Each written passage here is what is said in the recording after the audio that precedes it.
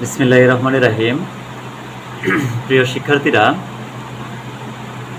Easy Bangla এডুকেশনের ধারাবাহিক আলোচনায় আজকের পর্বে থাকছে বাংলা সাহিত্য থেকে নবম দশম শ্রেণীর পাঠ্য বই থেকে একটি কবিতা আলোচনা। আজকের কবিতার নাম উমর ফারুক। আজকের কবিতার নাম উমর ফারুক। উমর ফারুক কবিতাটি নবম দশম শ্রেণীর বর্তমানে নতুন সিলেবাসে অন্তর্ভুক্ত করা হয়েছে। আগে উমর ফারুক কবিতাটি অন্তর্ভুক্ত করা ছিল না। তো প্রিয় শিক্ষার্থীরা, পুরো ক্লাসটি সম্পূর্ণভাবে দেখার অনুরোধ থাকলো। এই কবিতাটি খুবই গুরুত্বপূর্ণ, অর্থাৎ যেহেতু নতুনভাবে সিলেবাসে অন্তর্ভুক্ত করা হয়েছে, তাহলে অবশ্যই সম্ভাবনা থাকবে উমর ফারুক কবিতা থেকে বোর্ড পরীক্ষায় প্রশ্ন আসার। এখানে 99% আসার উপযোগী এই কবিতাটি। তো উমর ফারুক কবিতাটি লিখেছেন আমাদের বাংলা সাহিত্যের যাকে জাতীয় কবি বলা হয়, জাতীয় কবি কাজী নজরুল ইসলাম, তিনি উমর ফারুক কবিতাটি লিখেছেন। তো কাজী নজরুল ইসলাম সম্পর্কে এর আগের বিভিন্ন কবিতা বা গল্পে আলোচনা করেছি। আজ উমর ফারুক কবিতা থেকেই সরাসরি আলোচনাটা শুরু করতে চাই। আশা করি সকলের ভালো লাগবে। পুরো ক্লাসটি দেখার অনুরোধ রইল। উমর ফারুক, কাজী নজরুল ইসলাম। তিমির রাত্রি এশার আজান শুনি দূর মসজিদে, প্রিয়হারা কার কান্নার মতো এ বুকে আসিয়া বিধে। খেয়াল করো, তিমির রাত্রি, অর্থাৎ তিমির রাত্রি বলতে অন্ধকার রাত। এই রাত্রিতে এশার আজান যখন দূরের মসজিদে শুনি, কবির ভাষ্যমতে যেন এই আজানটা যেন প্রিয় হারা কান্নার মতো আমার বুকে এসে বিধে। বিধে মানে হানার মতো, একটা তীরবিদ্ধ হওয়ার মতো এরকম একটা অবস্থা হয় এই আজানের সুরটা। আমিরুল মুমিনিন, তোমার স্মৃতি যে আজানের ধ্বনি জানে না মুয়াজ্জিন। এই যে লাইনটা আমিরুল মুমিনিন, এই লাইনটা খুবই গুরুত্বপূর্ণ। আমিরুল মুমিনিন বলতে বোঝানো হয়েছে মুমিনের যে আমির মানে নেতা, আমাদের মুসলমানদের নেতা যিনি আমিরুল মুমিনিন, অর্থাৎ তাকেই বলা হয়েছে আমিরুল মুমিনিন। আমাদের ইসলামের দ্বিতীয় খলিফা হজরত উমর রাদিয়াল্লাহু আনহুকে আমিরুল মুমিনিন বলে আখ্যায়িত করা হয়েছে। তোমার স্মৃতি যে আজানের ধ্বনি জানে না মুয়াজ্জিন, অর্থাৎ এই আজানের ধ্বনিটা আমরা যতটুকু জানি যে ইসলাম একদিনে প্রতিষ্ঠিত হয়নি। হজরত মুহাম্মদ সাল্লাল্লাহু আলাইহি ওয়াসাল্লাম ইসলামের বাণী নিয়ে যখন মানুষের কাছে যাইতেন, তখন তার এত সঙ্গী সাথী ছিল না। প্রথম অবস্থায় ইসলামের দাওয়াত দেওয়াটা তার জন্য যুদ্ধের মতো একটা পরিস্থিতির মতো ছিল। তো সেই অবস্থায় তো ইসলামের বিধিবিধানগুলো সহজে প্রকাশ্যে পালন করার একটা উপযোগী ছিল না। আজান জুড়ে আজান দেওয়ার একটা রেওয়াজ ছিল না। তো যখন আমিরুল মুমিনিন অর্থাৎ উমর রাদিয়াল্লাহু আনহু ইসলাম ধর্ম গ্রহণ করলেন, তারপর থেকেই উমর রাদিয়াল্লাহু আনহু আজান দেওয়াটা, প্রকাশ্যে আজান দেওয়ার একটা রীতি চালু করার ব্যবস্থা করলেন। কারণ এই উমর ফারুক রাদিয়াল্লাহু আনহু ছিলেন একজন বীর ব্যক্তি, অর্থাৎ তখন আর উমর ফারুক রাদিয়াল্লাহু আনহু তখন খেয়াল করলেন, যখন আজানটা গোপনে নামাজ পড়ার সিদ্ধান্ত গ্রহণ করা হয়, তখন তিনি বলেছিলেন যে না, আসলে আমার মতো বীর, আমার মতো ব্যক্তি ইসলামে থাকার পরেও যদি আজানটা প্রকাশ্যে না দিতে পারি, তাহলে এরকম আমার মতো বীর থেকে, ইসলামে থেকে লাভ কি? তখন থেকে বললো যে আজ থেকে আর গোপনে আজান হবে না, আজ থেকে প্রকাশ্যে আজান হবে। তারপর থেকে আসলে আমরা এই আজানটা প্রকাশ্যে পেয়েছি। এই কথাটা এই লাইনের মধ্যে বোঝাতে চেয়েছেন যে অনেক মুয়াজ্জিনরা, মসজিদের মুয়াজ্জিনরা যারা আজান দেয়, তারাও হয়তো বা জানেন না যে এই আজানের স্মৃতিটা কোথা থেকে প্রচলন হয়েছে। তকবীর শুনি শয্যা সারিয়া চকিতে উঠিয়া বসি, বাতায়নে চাই উঠিয়াছে কিরে গগনে মরুর শশী। মরুর শশী বলতে মরুভূমির চাঁদকে বোঝানো হয়েছে। বাতায়ন মানে, বাতায়ন শব্দের অর্থ জানালা। জানালায় চাই, শয্যা থেকে উঠিয়া যখন আমি চকিতে যখন বসি এবং জানালার দিকে তাকায় দেখি আসলে গগনে কি এখনো, আকাশে কি এখনো চাঁদ আছে কিনা, উঠেছে কিনা। ও আজান, ও কি পাপিয়ার ডাক, ও কি চকরির গান, মুয়াজ্জিনের কণ্ঠে ও কি তোমারই সে আহ্বান। অর্থাৎ এই আজানের কথা কবি বলেছেন। এই যে আজানটা একটা চকরি অর্থাৎ এক ধরনের প্রাণীর পাখির কথা বোঝানো হয়েছে, যে এই পাখির ডাকে তো মধুর সুর মুয়াজ্জিনের কণ্ঠে যে আসে, এই আহ্বানটা আসলে কার আহ্বান? আসলে এটা কি তোমারই সেই আহ্বান, অর্থাৎ উমর রাদিয়াল্লাহু আনহু যে আহ্বান, সেই আহ্বানটায় আবার লোটায়ে পড়ি সেদিন গিয়াছে শিয়রের কাছে, কহিছে কালের ঘড়ি। কালের ঘড়ি অর্থাৎ সময়ের ঘড়ি, শিয়রের কাছে অর্থাৎ আমার বিছানার পাশে, যে আমার মাথার পাশে, কহিছে কালের ঘড়ি উমর ফারুক আখিরি নবীর ওগো দক্ষিণ বাহু। অর্থাৎ ইসলামের মধ্যে দেখো এই যে লাইনটা কত গুরুত্বপূর্ণ। ইসলাম ধর্ম সর্বপ্রথম মুসলমান যারা সর্বপ্রথম যে ইসলাম ধর্ম গ্রহণ করেছে, বয়স্কদের মধ্যে সর্বপ্রথম ইসলাম ধর্ম গ্রহণ করেছে হযরত আবু বকর সিদ্দিক, পুরুষদের মধ্যে অর্থাৎ সর্বপ্রথম পুরুষদের মধ্যে এবং সবার ক্ষেত্রে সর্বপ্রথম ইসলাম ধর্ম গ্রহণ করেছে আবু বকর সিদ্দিক রাদিয়াল্লাহু আনহু। তাকে কিন্তু আমাদের শেষ নবী, আখিরি মানে শেষ নবীর দক্ষিণ বাহু অর্থাৎ তার ডান হস্ত বলে আখ্যায়িত করা হয়নি তারপরও, কিন্তু এখানে উমর ফারুক রাদিয়াল্লাহু আনহুকে আখিরি নবীর দক্ষিণ বাহু বলা হয়েছে। কারণ হচ্ছে এখানে বিশেষ কিছু কারণ থাকে, যে উমর ফারুক রাদিয়াল্লাহু আনহু যখন ইসলাম গ্রহণ করলেন, তার শৌর্যবীর্যে কিন্তু ইসলাম অনেকটাই সুবিধা পেয়েছিল। তার ভয়ের কারণে কিন্তু অনেক কাফিররাও কিন্তু মুসলমানদের ক্ষতি করার সাহস পেত না। তো এরকম দক্ষিণ বাহু হিসেবে উমর ফারুক রাদিয়াল্লাহু আনহু হযরত মুহাম্মদ সাল্লাল্লাহু আলাইহি ওয়াসাল্লামের সঙ্গী সবসময় ছিলেন। আহ্বান নয় রূপ ধরে এসো গ্রাসে অন্ধতা রাহু। অর্থাৎ আহ্বান নয়, রূপ ধরে এসো, সরাসরি আসো, ইসলাম রবি জ্যোতি তার আজ দিনে দিনে বিমলিন। এই যে বিমলিন মানে অর্থাৎ মলিন হয়ে যাচ্ছে দিনে দিনে ইসলামটাকে। এই যে ইসলাম রবি, ইসলামের যে সূর্য, ইসলামের সূর্য জ্যোতি মানে আলো, যে আলোটা ইসলামের, এটা যেন দিনে দিনে অর্থাৎ বর্তমান সময়ের কথা তুলনা করা হচ্ছে, যে বিমলিন হয়ে যাচ্ছে। সত্যের আলো নিভিয়া জ্বলিছে জোনাকির আলো ক্ষীণ। অর্থাৎ জোনাকি যে একটা পোকা, ছোট্ট একটা পোকা, জোনাকি পোকার যে ছোট্ট আলো যেমন ক্ষীণ, এরকম আলোর মতো ইসলামের যে একটা রবি অর্থাৎ ইসলামকে যে একটা সূর্যের সঙ্গে তুলনা করা হয়েছে, সেই সূর্য যেন এখন নিবো অর্থাৎ আলো কমে আসছে। শুধু আঙ্গুলি হেলনে শাসন করিতে এ জগতের, দিয়াছিলে ফেলি মুহাম্মদের চরণে যে শমশের শব্দের অর্থ হচ্ছে তরবারি। অর্থাৎ যার একটা আঙ্গুলের ইশারায় এই পৃথিবী শাসন করার মতো একটা ছিল, শাসন করতে পারত। আর সেই ব্যক্তি কিনা হযরত মুহাম্মদ সাল্লাল্লাহু আলাইহি ওয়াসাল্লামের চরণে মানে পায়ে তার তরবারি ফেলে দিয়েছিল, শুধুমাত্র ইসলাম ধর্ম গ্রহণ করার কারণে। ফেরদৌস সারি নেমে এসো তুমি সেই শমশের ধরি। এই লাইনটা দেখো, খেয়াল করো। ফেরদৌস অর্থাৎ জান্নাতুল ফেরদৌসকে আখ্যায়িত করা হয়েছে। অর্থাৎ হযরত উমর রাদিয়াল্লাহু আনহু যে জান্নাতুল ফেরদৌসের অধিকারী, সেই ফেরদৌসের অধিকারী অর্থাৎ সেই জান্নাত থেকে ফিরে এসো। কার আহ্বান?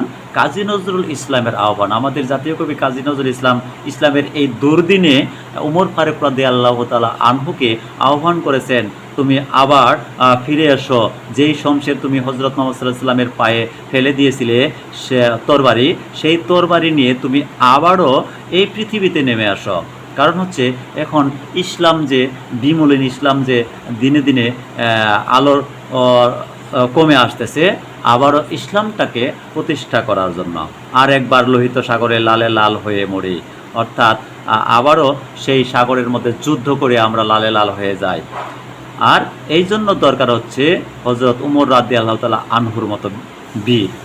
ইসলাম সে তো পরশ মানিক, তাকে কে পেয়েছে খুঁজি, পরশে তাহার শোনা হলো যারা, তাদেরই মোরাকজি। অর্থাৎ ইসলামকে পরশ মানিক বলে আখ্যায়িত করেছেন কবি। অর্থাৎ এই ইসলাম, আমরা সবাই ইসলামের ধারক, ইসলামের বাহক, ইসলামের এই সেই নিজেদেরকে আখ্যায়িত করে থাকি, কিন্তু ইসলামের এই পরশটা আসলে প্রকৃতপক্ষে আমরা কয়জনই বা পেয়েছি? যার পরশে আসলে সোনা হয়ে গেছে, যার পরশে সব কিছু লোহা স্বর্ণ হয়ে গেছে, এরকম লোকদেরকে আমরা খুঁজি। কারণ এই ইসলামের পরশেই কিন্তু হজরত উমর রাদিয়াল্লাহু তাআলা আনহু এর মতো ব্যক্তি, যারা কিনা ইসলামের শত্রু ছিল এক সময়, তারাও স্বর্ণ হয়ে গিয়েছিল, এবং আরও বড় বড় যারা লোক তারাও স্বর্ণ হয়ে গিয়েছিল, যারা খলিফা ছিলেন ইসলামের। এরকম ব্যক্তিদেরকে আসলে আমরা খুঁজি। আজ বুঝি কেন বলিয়াছিলেন শেষ পয়গম্বর, মোর পরে যদি নবী হতো কেউ, সে হতো এক উমর। অর্থাৎ হজরত মুহাম্মদ সাল্লাল্লাহু আলাইহি সাল্লাম নিজেই বলেছিলেন যে যদি এই পৃথিবীতে খাতমুন অর্থাৎ নবীর যদি পরিসমাপ্তি না হতো, নবীর দরজা, তাহলে একমাত্র এই পৃথিবীতে যদি হজরত মুহাম্মদ সাল্লাল্লাহু আলাইহি সাল্লামের পরে কোনো নবী বা রাসূল এই পৃথিবীতে আসতো বা নবী হতো, তাহলে একমাত্র উমরই নবীর দাবিদার হতো। অর্থাৎ উমরকেই নবী বলে আল্লাহ তাআলা হয়তো ঘোষণা করতেন। এরকম একটা বাণী হজরত মুহাম্মদ সাল্লাল্লাহু আলাইহি সাল্লাম বলে গিয়েছিলেন হজরত উমর ফারুক রাদিয়াল্লাহু তাআলা আনহুর সম্পর্কে।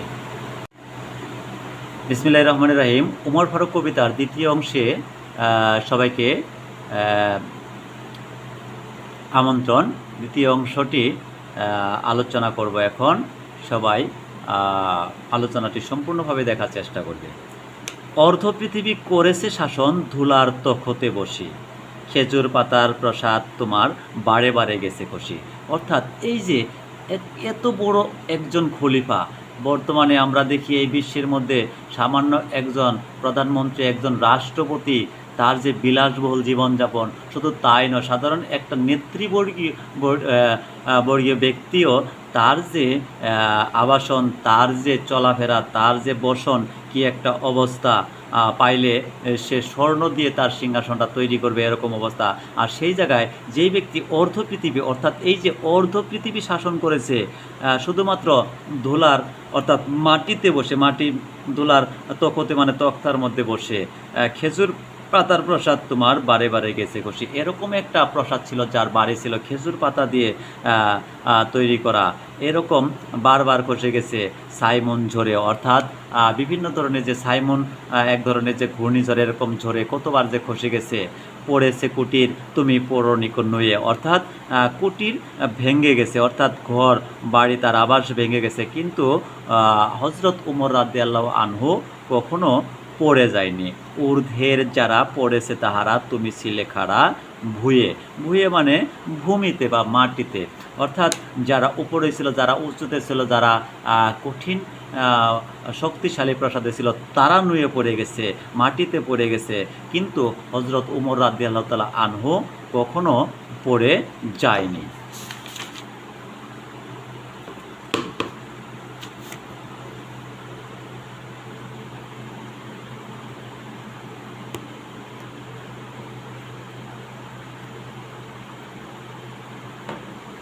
শত প্রলোভন বিলাস বাসনা ঐশ্বর্যের মত, করেছে সালাম দূর হতে সব সইতে পারেনি পথ।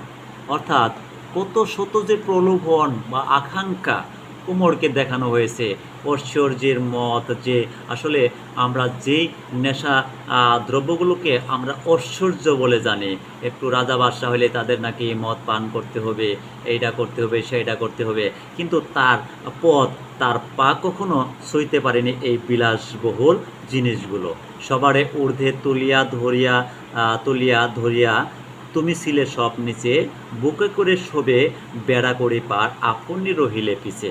অর্থাৎ সামনে যে কত রকমের বাধা বিপত্তি এসেছে, কিন্তু সব সময় উমর ফারুক রাদিয়াল্লাহু আনহু সব বাধাকে অতিক্রম করিয়া সবাইকে ঊর্ধ্বে তুলিয়া নিজে নিচে থেকে গেছেন, এবং সকল বাধা বিপত্তি করে সবাইকে পার করে দিয়ে সকলের পিছে রয়ে গেছেন আমাদের আমিরুল মুমিনিন হজরত উমর ফারুক রাদিয়াল্লাহু আনহু। হেরিপথ সাথে চাহি তুমি চলিয়াছ, রুদ্রদগ্ধ দূর মরুপথ বাহি, জেরুজালেমের কিল্লা যথায় আছে অবরোধ করে, বীর মুসলিম সেনাদল তো বহুদিন দিন মাস ধরি।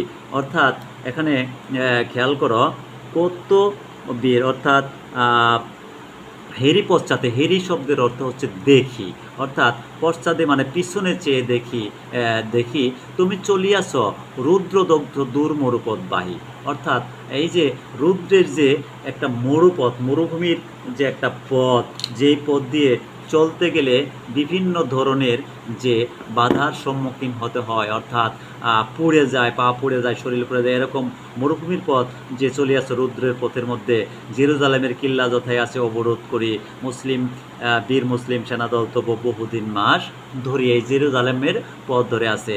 দুর্গের দ্বার খুলিবে তাহারা, বলেছে শত্রু শেষে, উমর যদি গো সন্ধিপত্রে স্বাক্ষর করে এসে, অর্থাৎ উমর যদি সন্ধিপত্রে এসে স্বাক্ষর করে, তাহলে কি করবে, সেই দুর্গের দ্বারটা খুলে দিবে। হাইরে আধেক ধরার মালিক আমিরুল মুমিনিন, অর্থাৎ এত বড়, এখানে একটা দীর্ঘশ্বাস ফেলে কবি বলেছেন, হাইরে যে আমিরুল মুমিনিন, অর্ধেক পৃথিবীর মালিক যাকে বলা হতো, মালিক বলাটা আসলে উচিত নয়, যদিও দেখা যায় তাকে শাসনকর্তা বলা যায়, যিনি অর্ধেক পৃথিবী শাসন যেই ব্যক্তি করেছেন, সেই ব্যক্তির চলন বলন এখানে কি একটা অনাড়ম্বর, একেবারে নিম্নমানের। শুনে সে খবর একাকী উষ্ট্রে চলেছে বিরামহীন, উষ্ট্রে মানে উঠে, এরকম, অর্থাৎ যদি উমর সন্ধি করলেই যদি সমাধান হয়ে যায় তাহলে সমস্যাকে, উমের উষ্ট্রে উটের পিঠে চলেছে বিরামহীন, তার কোনো নেই, আরাম নেই, বিশ্রাম নেই। সাহারা পাড়ায়ে ঝুলিতে দুখানা শুকনো খবুজ রুটি, ঝুলিতে দুখানা, অর্থাৎ এই যে সাহারা মরুভূমি, সাহারা বলতে সাহারা মরুভূমিকে বোঝানো হয়েছে যে বিশ্বের মধ্যে সব থেকে বড় যে মরুভূমি সেটা হচ্ছে সাহারা মরুভূমি। এই মরুভূমির বালি এতটাই উত্তপ্ত যেন এখানে সূর্যের আলোটা প্রখরভাবে যেন তাপ দেয়, প্রচণ্ড গরম। সেই মরুভূমিতে সে দুখানা শুকনো রুটি নিয়ে সে চলেছে, একটি মশকে একটুখানি পানি, খুরমা 2-3 মুঠি। এখানে খেয়াল করো, একটি মশক বলতে হচ্ছে এক ধরনের চামড়ার তৈরি থলে যেখানে পানি রাখা হয়। এই একটা মশকের মধ্যে একটু পানি নিয়ে আর 2-3 মুঠি খুরমা বলতে সেই সময়ে খেজুরকেই বোঝানো হতো, যে খাদ্যদ্রব্য জাতীয় আর কি, অর্থাৎ খেজুরি আর কি, এরকম যে খুরমা 2-3 মুঠি খুরমা নিয়ে একটা ঝুলার মধ্যে আর মশকের মধ্যে একটু পানি নিয়ে সে চলিয়াছে এই মরুভূমির পথ ধরে। প্রহরীবিহীন সম্রাট চলে একা পথে উঠে চড়ি। এই যে এখানে খেয়াল করুন যে প্রহরীবিহীন, আমাদের দেশে যদি সাধারণ একটা চেয়ারম্যান হয়, তার পিছনেও 10-12 জন করে লোক থাকে তার পিছে পিছে তাকে পাহারা দেওয়ার জন্য। এমপি হলে 2 গাড়ি 3 গাড়ি পুলিশ পাহারা দিতে হয়, মন্ত্রী হলে যে আরও কত কিছু, প্রধানমন্ত্রী হলে আরও তো দেখা যায় 5-10 হাজার সৈন্য, পুলিশ বাহিনী, র্যাব বাহিনী, কত বিজিবি, এত কিছু নিয়ে তাকে ঘুরতে হয়। কিন্তু অর্ধ পৃথিবী যিনি শাসন করেছেন, এরকম ব্যক্তি হয়েও তিনি একাকী, প্রহরীবিহীন, যার কোনো প্রহরী নেই, একাই তিনি চলেছে একা পথে উঠে চড়ি, চলেছে একটি মাত্র ভৃত্য উষ্টের রশি ধরি। একটা মাত্র ভৃত্য, অর্থাৎ ভৃত্য মানে চাকরকে বোঝানো হয়েছে, উটের রশি মানে দড়ি ধরে একটা মাত্র চাকর চলেছে তার সঙ্গে। মরুর সূর্য ঊর্ধ্ব আকাশে আগুন বৃষ্টি করে। এই যে মরুর সূর্য বলতে মরুভূমির সূর্য, ঊর্ধ্ব আকাশে আগুন বৃষ্টি করে, এমন একটা কঠিন অবস্থাতে তিনি চলতেছেন যেখানে পা পুড়ে যাবে, শরীর পুড়ে যাবে। মরুভূমির সূর্য এতটাই তাপ প্রখর, তিনি চলেছেন। সে আগুন তাতে ক্ষয়সম ফুটে বালকা মরুর পরে। যদি সেই আগুনের মধ্যে যদি কোনো পড়ে যায়, যে ধান পড়ে যায়, তাহলে ক্ষয় ফুটে যাবে, ক্ষয় হয়ে যাবে, এরকম তাপ, যেখানে বালি গরম করে ক্ষয় ভাজা হয়, আর সেখানে সেই মরুভূমিতে কোনো গরম করার কোনো প্রয়োজন নেই। সেই মরুভূমির মধ্যে যদি কখনো কোনো কিছু পড়ে যায়, ধান পড়ে যায়, ক্ষয় হয়ে যাবে, ভুট্টা পড়ে গেলে সেই ক্ষয় হয়ে যাবে, এরকম মরুভূমি। কিছু দূর যেতে উট হতে নামি কহিলে ভৃত্যে, ভাই পেরেশান বড় হয়েছে চলিয়া, এইবার আমি যাই। উষ্টের রশি ধরিয়া অগ্রে তুমি উঠে বসো, উঠে তপ্ত আলোতে চলি যে চরণে, রক্ত উঠেছে ফুটে। খেয়াল করো যে এখানে কিছু দূর যাওয়ার পরে সে ভৃত্যকে বলতেছে, ভাই পেরেশান বড় হয়েছ চলিয়া, তুমি যে এই উট টেনে আনতে আনতে অনেক পেরেশান হয়েছ, এইবার আমি যাই, এইবার আমি উটের রশি ধরে যাই, তুমি অগ্রে অর্থাৎ তুমি রশি ধরে উটের রশি ধরে তুমি উটের পিঠে উঠে বসো। তো এই তপ্ত বালুতে চলে যে চরণে রক্ত উঠেছে ফুটে, অর্থাৎ তোমার পায়ে যে রক্ত ফুটে উঠেছে এরকম একটা অবস্থা, তুমি এখন উটের পিঠে ওঠো, আমি এই উটের রশি ধরে তোমাকে নিয়ে যাই। ভৃত্যদস্ত তুমি চুমি, ভৃত্যদস্ত চুমি কাঁদিয়া কহিল উমর, কেমন এ আদেশ করো তুমি। অর্থাৎ ভৃত্য অর্থাৎ এই চাকর উমরের হাত চুম্বন করে বলতেছে এবং কান্না করতেছে, উমর এ কেমন আদেশ করো তুমি, অর্থাৎ আমাকে এ কেমন আদেশ করতেছ। উষ্ট্রের পিঠে আরাম করিয়া গোলাম রহিবে বসি, আর হেঁটে যাবে খলিফা ওমর ধরি সে উটের রশি। অর্থাৎ সে বলতেছে যে এখানে আমার হয়ে যাবে খলিফা, তুমি দড়ি ধরে যাবে, আর আমি একজন চাকর হয়ে তোমার চাকর হয়ে আমি উটের পিঠে উঠে যাব। এটা কেমন হয় এই আদেশটা?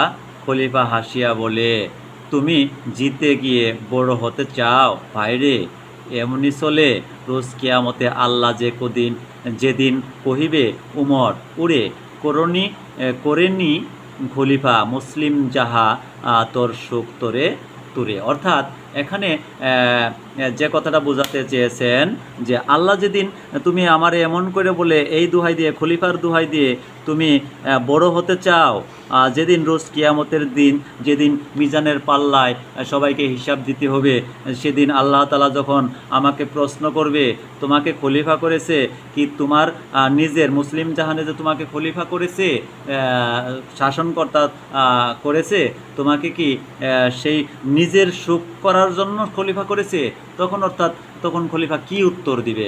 সে এরকম করে বৃদ্ধকে বলেছেন। দেখুন এখানে কি একটা অবস্থা, একজন খলিফা হয়েও তার বাণীগুলো কেমন ছিল।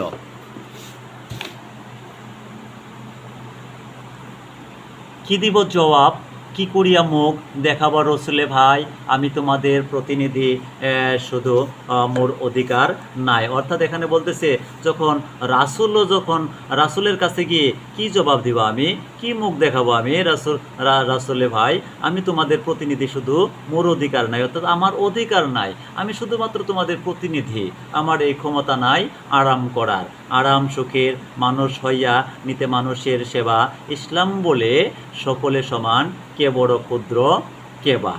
অর্থাৎ ইসলাম এই কথাটাই বলে যে আসলে সকলে সমান, এখানে কে বড় কে ছোট এটার কোনো ভেদাভেদ ইসলামে নেই, আমি এটা করতে পারবো না। ভৃত্য চড়িল উটের পৃষ্ঠে, উমর ধরিল রশি, মানুষের স্বর্গে তুলিয়া ধরিয়া ধুলাই নামিল শশী। এই যে ধুলাই নামিল শশী মানে চাঁদ, বলতে আমিরুল মুমিনিনকে শশী বলে আখ্যায়িত করেছে, চাঁদ বলে আখ্যায়িত করেছে জাতীয় কবি কাজী নজরুল ইসলাম। অর্থাৎ ভৃত্য চাকর চলিয়ে উটের পিঠে, উমর রশি ধরে চলল, আর এই মানুষের স্বর্গ তুল্য, বলতে এখানে ভৃত্যকে স্বর্গে তুলিয়া উমর সেই ধুলাই নেমে চলতেছে, এই কথা বোঝাতে চেয়েছেন। জানি না সেদিন আকাশে পুষ্প বৃষ্টি হইল কিনা, কি গান গাহিল মানুষে সেদিন বন্দি বিশ্ববিনা, জানি না সেদিন ফেরেশতা তব করেছে কিনা স্তব, অনাগত কাল গিয়েছিল শুধু জয় জয় হে মানব। অর্থাৎ এখানে ফেরেশতাদের কথা এখানে টেনে আনলেন একটাই কারণে, যেই ফেরেশতারা এক সময় আদম সৃষ্টি করতে মানা করেছিল, সেই ফেরেশতারা আজ উমরের এই সব কাজ দেখে, উমরও একজন মানুষ, সে খলিফা হয়ে যে এরকম ভালো কাজ করবে এটা দেখে তারাও স্তব্ধ হয়ে গেল কিনা, যে জয় জয় কর মানবের জয় বলে তারা সেদিন গুণ কীর্তন করলো কিনা, এই কথাটাই কাজী নজরুল ইসলাম বোঝাতে চেয়েছেন। বিসমিল্লাহির রহমানির রহিম। প্রিয় শিক্ষার্থীরা, উমর ফারুক কবিতার তৃতীয় পর্বে সবাইকে আমন্ত্রণ। খুবই গুরুত্বপূর্ণ কবিতা, অনেক বড় একটি কবিতা, এই জন্য কয়েকটি পর্বে বিভক্ত করতে হয়েছে। সম্পূর্ণ সবকটি পর্ব তোমাদেরকে দেখার আমন্ত্রণ। তুমি নির্ভীক এক ক্ষুধা ছাড়া করণিক কারে ভয়, সত্যব্রত তোমায় তাইতে সবে উদ্ধত হয়। অর্থাৎ এখানে তুমি নির্ভীক বলতে হজরত উমর রাদিয়াল্লাহু তাআলা আনহুকে বোঝানো হয়েছে। অর্থাৎ একমাত্র ক্ষুধা ছাড়া যে কাউকে ভয় করেনি এই পৃথিবীতে, সত্যব্রত তোমায় তাইতে সবে উদ্ধত কয়। অর্থাৎ সবসময় সত্যের মধ্যে সে নিয়োজিত ছিল, সত্যব্রত যার উদ্দেশ্য ছিল। মানুষ হইয়া মানুষের পূজা মানুষেরই অপমান, তাই মহাবীর খালেদের তুমি পাঠাইলে ফরমান। ফরমান মানে চিঠি বা আদেশ, এরকম কিছু বোঝানো হয়েছে। মহাবীর খালেদ যে মেসোপটেমিয়া এবং সিরিয়া জয় করেছিল, খালেদ, এই খালেদ শুধু উমর ফারুক রাদিয়াল্লাহু তাআলা আনহুর সময়ে মুসলিমদের সেনাপতি ছিল না। এই খালেদ কিন্তু হজরত আবু বকর, ইসলামের যে প্রথম খলিফা আবু বকর সিদ্দিক রাদিয়াল্লাহু তাআলা আনহুর সময়ও যে ইসলামের তিনি সেনাপতি ছিলেন। এই খালেদ একজন বীর ছিলেন। এই বীরকেও তিনি ফরমান পাঠিয়েছিলেন যে হয়তোবা কোনো কারণে সিপাহ সালারে ইঙ্গিতে তব করিলে মামুলি সেনা, বিশ্ববিজয়ী বীরের শাসিতে এতটুকু টলিলে না। যে বিশ্ব জয় করেছিল খালেদ, সেই খালেদকেও তিনি এরকমভাবে শাসন করতে কখনো টলে নাই। অর্থাৎ যে এই যে এরকম একটা শাসন ব্যবস্থা যদি কোনো রাষ্ট্রে থাকে, তাহলে খেয়াল করে দেখেন যে সেই রাষ্ট্রের মধ্যে অনাচার অবিচার থাকতে পারে কিনা, যে কিনা এত বড় একটা বীরকেও সে আদেশ ফরমান জারি করেছে, তাকেও ছাড় দেননি, জবাবদিহিতার আওতায় নিয়ে এসেছিলেন। এরকম রাষ্ট্র যদি বর্তমানে থাকে, অবশ্যই সেই রাষ্ট্রের মধ্যে অন্যায় অনাচার থাকতে পারে না। সেটা শুধুমাত্র ইসলামের দ্বারাই সম্ভব। মানব প্রেমিক আজিকে তোমারে সরি, অর্থাৎ মানব প্রেমিক বলতে এখানে উমর ফারুক রাদিয়াল্লাহু তাআলা আনহুকে মানব প্রেমিক বলে আখ্যায়িত করেছেন কবি। তোমারে সরি মানে তোমাকে স্মরণ করি, মনে পড়ে তব মহত্ব কথা সেদিন সে বিভাবরী, নগর ভ্রমণে বাহিরিয়া তুমি দেখিতে পাইলে দূরে, মায়েরে ঘিরিয়া ক্ষুধাতুর দুটি শিশু সকরুণ সুরে, কাঁদিতেছে আর দক্ষিণী মাতা ছেলেরে ভুলাতে হায়, উনানে শূন্য হাড়ি চড়াইয়া কাঁদিয়া ওকুলে চায়। উনানে মানে চুলায় যে শূন্য হাড়ি চড়াই আছে। এখানে দেখো একটা জিনিস খেয়াল করো, আমরা তো কত কিছুই গল্প বানায় কত কিছুই শুনে থাকি, কিন্তু এখানে যে একটা বাস্তব ঘটনা, হজরত উমর রাদিয়াল্লাহু তাআলা যখন শাসন করতেন, তিনি একাকী সকল রাজ্যের সকল মানুষের খোঁজখবর নিতেন। রাত্রিবেলা তিনি একাকী ঘুরতেন। দেখো এমনই একটা কাহিনী।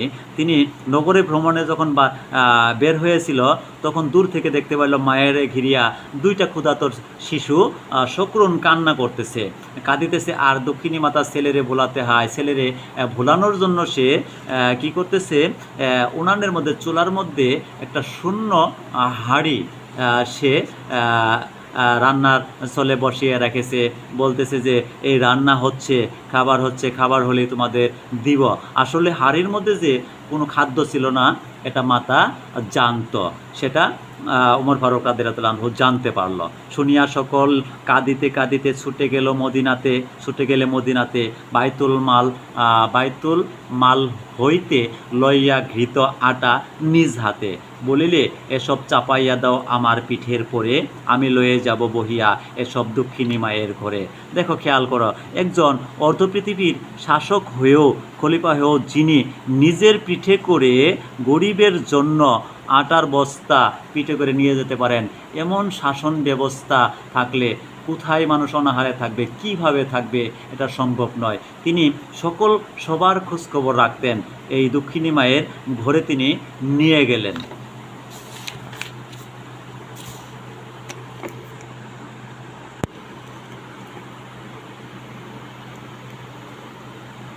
কত লোক আসি আপনি চাহিল বহিতে তোমার বোঝা, বলিলে বন্ধু আমার এভার আমি বহিব সোজা। অর্থাৎ কত লোক যখন একজন খলিফা পিঠে করে নিয়ে যাবে, লোকের কি অভাব আছে? অনেক লোক আছে, সৈন্য সামন্ত আছে খলিফার, কিন্তু এই যে নিজের ভার, এটা যে নিজের কাজ, তিনি বোঝাতে চাইলেন যে আসলে এটা তো আসলে আর কারো কাজ নয়, এটা যে নিজের কাজ। অর্থাৎ এখানে তিনি বোঝাতে চাইলেন যে কত লোক আসি আপনি চাহিল বহিতে তোমার বোঝা, খলিফার বোঝা নিজেরা বইতে চাহিল। কত লোক আসি আপনি চাহিল বহিতে তোমার বোঝা, বলিলে বন্ধু আমার এবার আমি বহিব সোজা। এটা আমার কাজ, এটা আমাকেই করতে হবে, এটা তোমাদের কাজ না। রোজ কিয়ামতে কে বহিবে বলো আমার পাপের ভার। অর্থাৎ এখানে খলিফা এমন দায়িত্ববান, দেখো, অর্থাৎ একজন রাজার রাজ্যে যদি কোনো চোর থাকে সেটা আসলে চোরের দোষ নয়, সেটা হচ্ছে রাজ্যের সেই সম্রাটের বা রাজার দোষ। কারণ রাজ্যের মধ্যে সে যদি ন্যায্য অধিকার তার প্রাপ্য পায়, সে চুরি করবে কেন? এক রাজ্যের মধ্যে যদি অনাহারে থাকে সেটা দোষকার, সেটাও কিন্তু রাজার দোষ। কারণ অনাহারে থাকবে কেন? রাজা কেন তার জন্য ব্যবস্থা করেনি, এটার জবাব দিয়ে কিন্তু সেই কিয়ামতের দিন দিতে হবে।